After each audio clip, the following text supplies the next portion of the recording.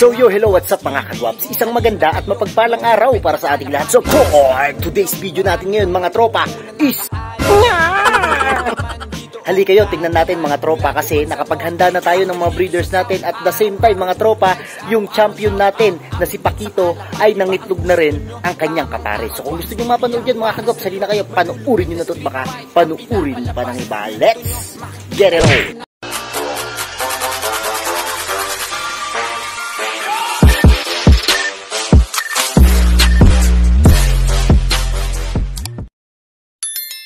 Ayun mga kagwaps, welcome back again dito sa Gwaps TV Official. So for today's video natin ngayon mga tropa is eto, training muna tayo bago ko ipakita sa inyo yung mga pangmalupitan natin ng mga breeders mga kagwaps. So ayan, si Speed mga tropa, grabe na naman siya mamarako, hindi ko alam, siguro kondisyon na naman to kasi galing kami ng deworming tapos nag-cleansing na rin kami, nag-flushing na rin kami mga tropa. So siguro kondisyon siya mga kagwaps, kaya kung mapapansin nyo talagang lumalapit siya sa atin dahil nga nakikita niya tayo na nandito sa tabi niya mga tropa. So alam ko marami nagtatanong din sa inyo mga kagwaps kung paanong paraan ba yung ginagawa natin sa pagpapaamo ng mga kalapati na pang house to house gaya nitong sila Speed. So bali wag kayong mag-alala mga kagwaps kasi pag-uusapan din naman natin yan. Ituturo ko sa inyo yan mga kagwaps kung paano ba yung ginagawa natin para mas maging ganito kalakas mamarako yung inyong mga kalapate at kung paano bang mabilis na pumasok sa kulungan yung inyong mga kalapate. Kaya mga kagwaps, suporta lang kayo dyan kasi alam nyo naman ngayon na talagang sobrang init ng laban ngayon sa mga club kasi nga nakapokus tayo sa pagka-club. Pero yung mga nag-house to house dito mga tropa, nag-chat naman sila sa atin, so hindi pa rin sila makapaglaro ngayon kasi alam nyo naman November mga tropa, so talagang malakas din ang hangin ngayon kaya yung iba hindi talaga dinidiretso yung pagtitraining nila ng mga pang house to house. So ayun mga tropa, halika, puntahan muna natin yung mga set of breeders natin at syempre papakita ko rin sa inyo yung mga flyers na sa taas na gagamitin natin ngayon sa karera. Okay na, tara! Tagal na ba? Unahin na natin mga kagwaps itong mga flyers natin dito sa loft. Bali itong mga flyers natin na to panglaro natin to ng south, saka meron tayong nilalaruan ngayon sa norte. So bali magkasama na sila rito pero konti na lang sila ngayon mga kagwaps. Ayan, so 5, 6, 7, 8, so siyam lang yung nandito sa taas ng loft natin mga tropa. Pakita ko sa inyo, nilalaro muna natin ngayon sa norte na possible na lumaro sila hanggang Claveria. So sana mapagtagpos natin sila o mapaabot natin sila kahit sa Claveria lang mga tropa. So bali ito yung nilalaro natin ngayon mga kagwaps sa Claveria. Ayan, isang kak na yan. So pansin nyo rin naman na makinis, maganda yung kondisyon ng kalapati natin na to. So sana humabol sila mga kagwaps sa gaganapin na training kasi dalawa sila na ilalaro natin ngayon. So sana kahit papano makasabay din tayo kahit na medyo late na tayo sa pagtitraining mga kagwaps. So ito naman yung isa, medyo nilagyan ko siya ng kaparis ngayon, pinaris ko sa kanya yung polong. Tapos ito galing to sa stock natin mga kagwaps, ayan, sa stock loft dun sa baba. Kasi dapat breeder natin to pero dahil nga merong karera, sumubok tayo na bumaklas doon mga kagwaps at ilalaro din natin to. So ayan, kaya nandiyan yung babae kasi baka balak namin ay pooling to. So susubukan namin mga kagwaps kung bibilis ba speed ng ibon na to. So ayun, tara sa baba, tingnan natin mga breeders natin to. Let's go! Bali ngayon mga kagwaps, papakita ko rin pala sa inyo yung setup ng breeder cage natin. So ayan, dito gumawa yung utol ko. Ayan, tatlong kanyan, tatlong piraso yan, isa, dalawa, tatlo.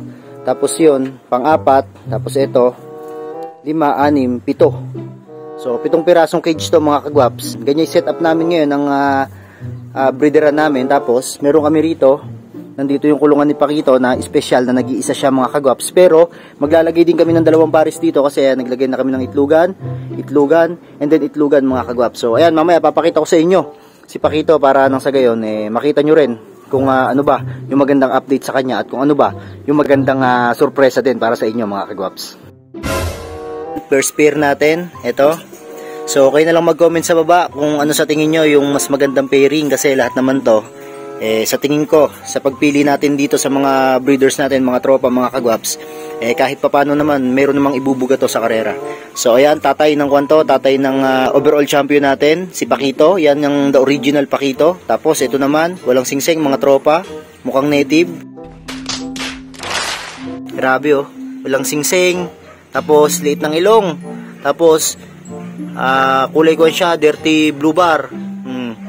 Yan, unang pairing natin mga tropa. Tapos ito naman, second pairing natin, anak ni Pakito, apari finisher mga tropa.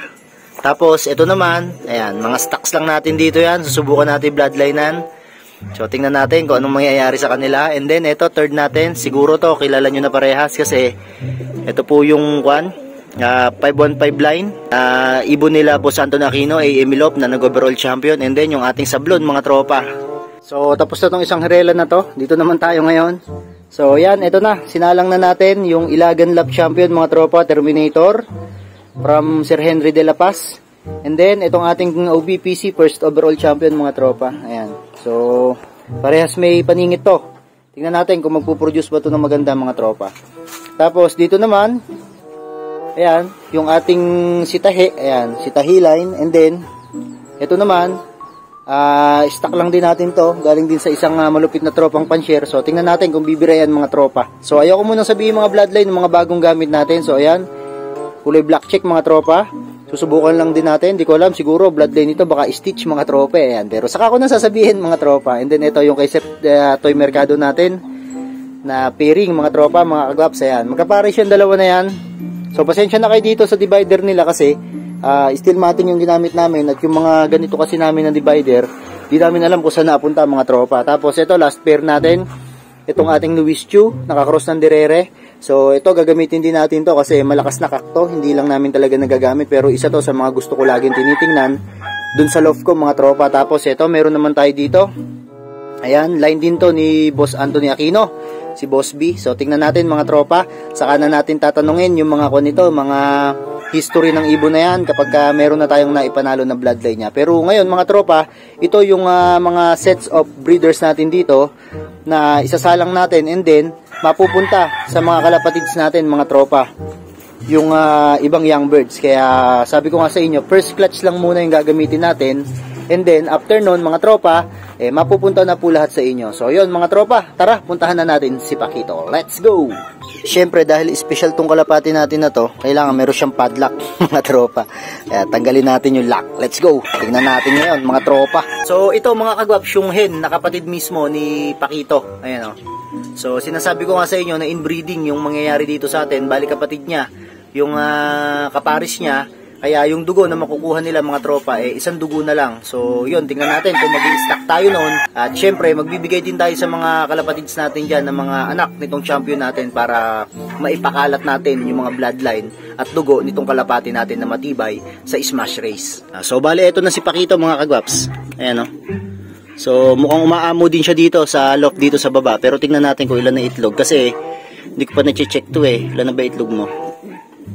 Yun, mga tropa, jackpot, grabe. Panalo. Magaling ka talaga, Paquito. Magaling ka nang mag-champion. Magaling ka pang magkuha ng itlog, Mukhang matibay yung shell ng itlog mo. Puting-puti, mga tropa, yung shell ng itlog. Parang itlog ng manok, Laki, mga tropa, Grabe. Grabe, nag-itlog na yung ibon natin na overall champion. Ayan, Grabe, swerte makakakuha nito, mga tropa. Ayan, so nga pala, huwag nyo kalimutan na mag-subscribe dito kay Kuya Gaps para ma-avail at makuha nyo yung mga ipamimigay natin na gift birds dito. Saka huwag nyo kalimutan na mag-comment sa baba ng video ko, mga tropa. Magbabasa tayo lagi dyan. So yun, mga tropa, dito ko natatapusin to. Bye!